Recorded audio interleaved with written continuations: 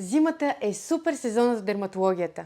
Това е времето, в което ние дерматолозите можем да се развихрим с целия арсенал от терапевтични възможности в борбата с различни клинични и естетични проблеми. Аз съм доктор Десислава Николаева, дерматовенеролог, и целта на настоящето видео е да ви напомня да не изпускате момента да се погрижите пълноценно за вашата кожа, защото точно сега е този момент. Ако през изминалите месеци сте отлагали отстраняването на някоя съмнителна бенка или на притеснително козметично образование, сега е моментът. Ако пък страдате от тежко акне, при което може да се наложи лечение с медикаменти през устата, сега е моментът. Ако имате белези от акне, травми, оперативни интервенции или пък стрии от бързо покачване на килограми, бременност, бързо израстване, точно сега е моментът да проведем терапевтични процедури, като пилинги, CO2 фракциониран лазер, микронидлинг или фракционна радиочестота.